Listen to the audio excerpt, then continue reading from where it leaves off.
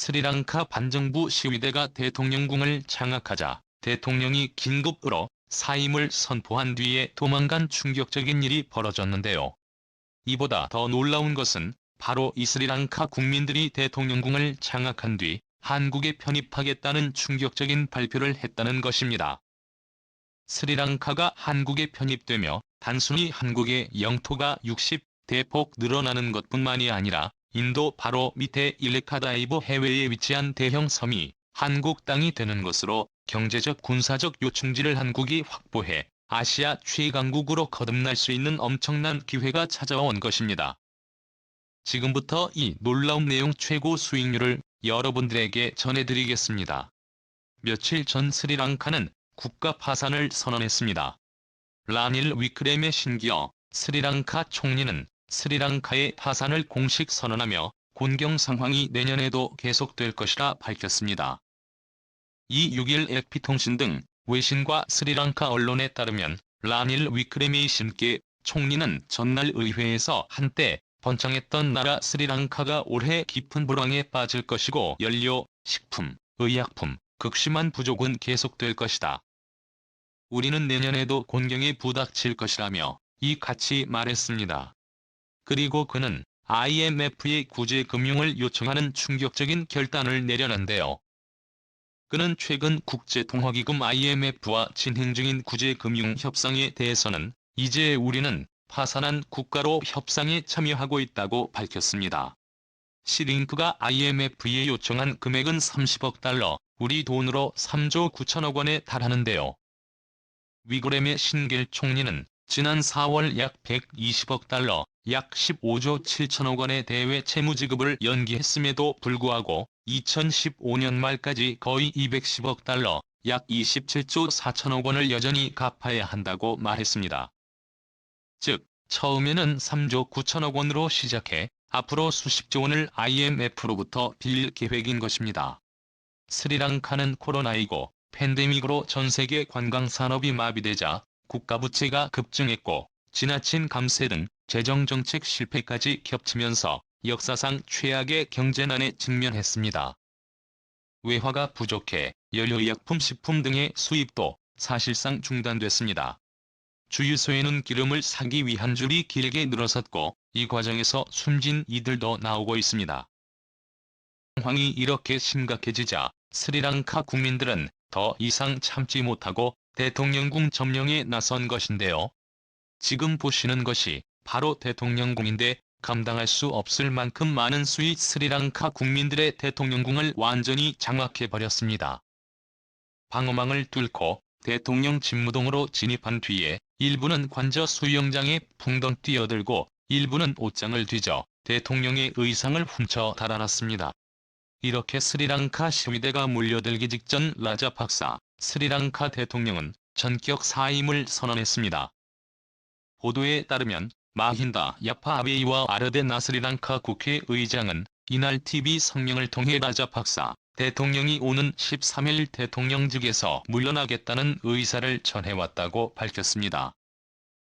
스리랑카 대통령의 사임이 스리랑카에서 매우 뜻깊은 의미를 가지고 있고 스리랑카 국민들이 이렇게 열광하고 있는 이유는 바로 지난 20년 동안 한 가문이 스리랑카를 완전히 독재 지배해왔기 때문입니다. 가문 통치라 불렸는데요. 대통령과 총리뿐만 아니라 정부 주요 고위직들을 대통령의 친인척들이 모두 정확한 최악의 가문 통치를 해왔던 것입니다. 이렇다 보니 당연히 심각한 부정부패가 생길 수밖에 없었고 대통령의 친인척들이다 보니 아무런 처벌도 이루어지지 않았습니다.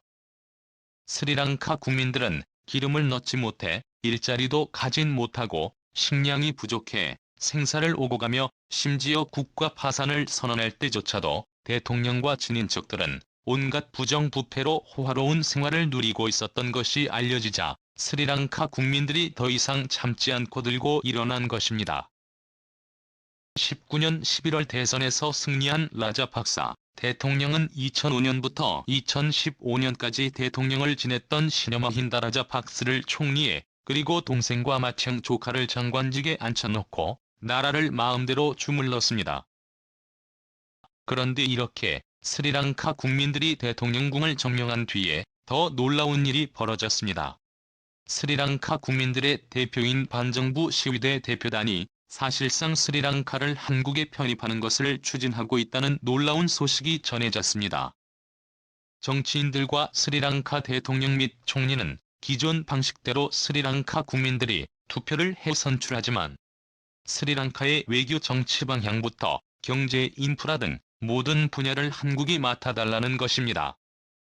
사실상 한국에 편입하는 것이나 마찬가지인데요.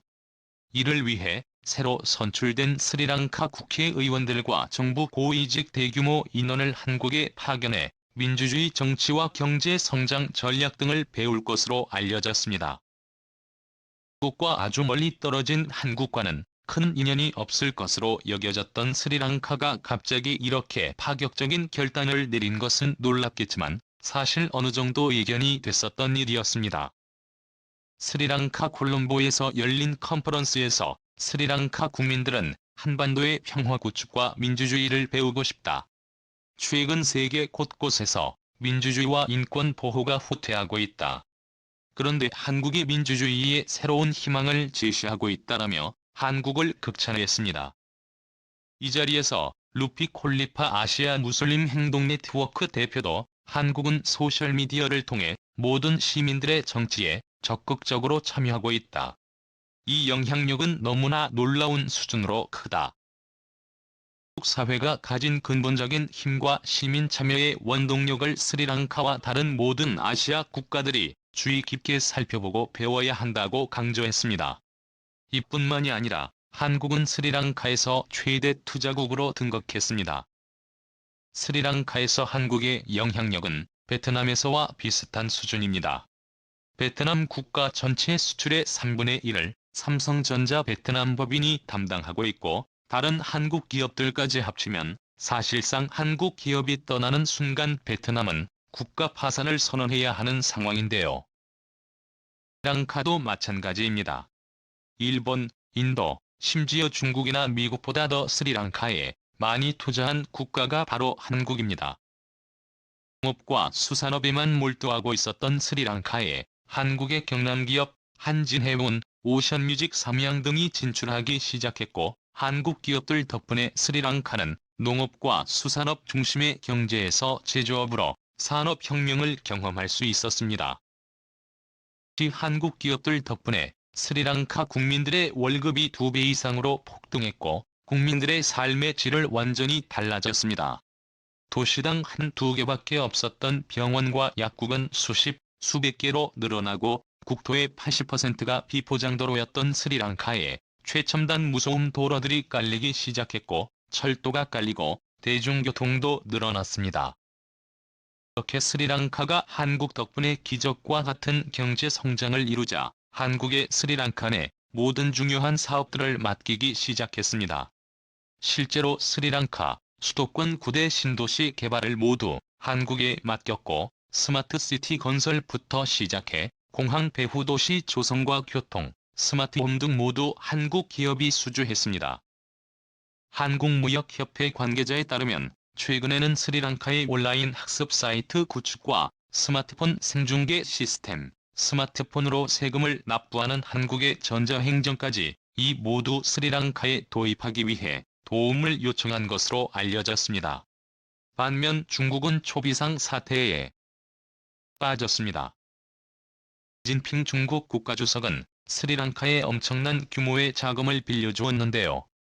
1대1로에 참여하는 대가로 13조 원이 넘는 돈을 빌려준 것으로 밝혀졌습니다.